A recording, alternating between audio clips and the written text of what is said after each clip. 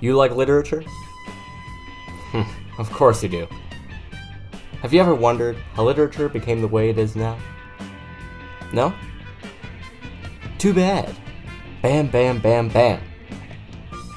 You will soon see that all of these words are significant to the Enlightenment. So, the Enlightenment. What is it? The Enlightenment was a period from the 1670s to the early 1800s. During this time, a lot of what writing had meant to people had changed, and the foundation of literature became more broad. Writing became an occupation in which ideas were to be expressed and or challenged. Before this time, writing lacked individuality. People went by the reasoning of others, not speaking their own mind. Now, how did people begin to see the ideal meaning of literature? Well, to answer that question, let us take a look at some influential thinkers and writers that kicked off the Enlightenment.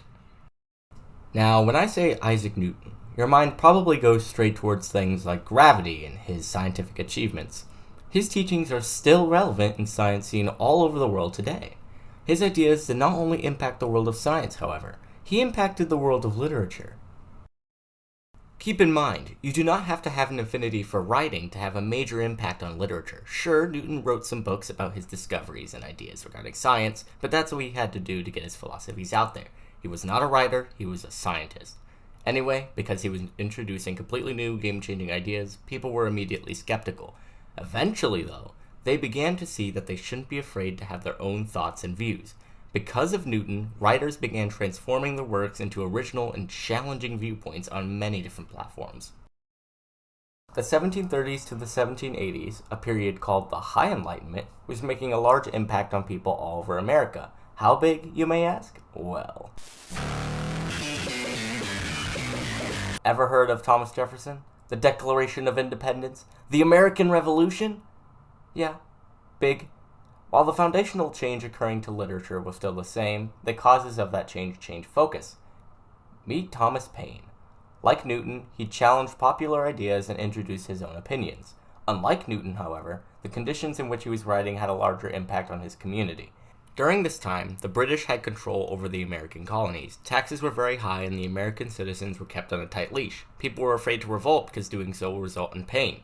Paine, however, directly faced the opposition through his writing. He was a major component in what became the American Revolution. His writing inspired many to write and promote individualism in their works. It also goes to show how literature actually impacted the world directly. A single book about some random dude's opinion led to a war for freedom. What are you? What do you want me to do now?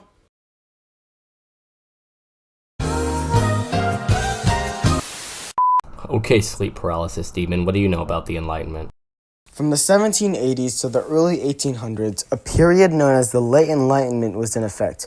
The Late Enlightenment is mainly responsible for the birth of one of the most popular genres, science fiction.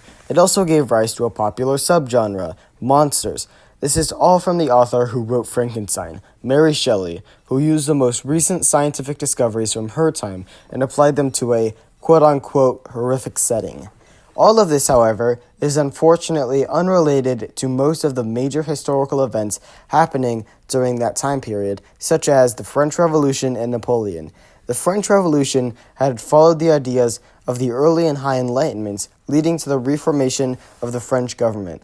All the while, Napoleon was taking over Europe. Overall, the Enlightenment produced some of the most influential and important pieces of literature and ideas that shaped many aspects of society today. Well, that's it. Bye, everyone.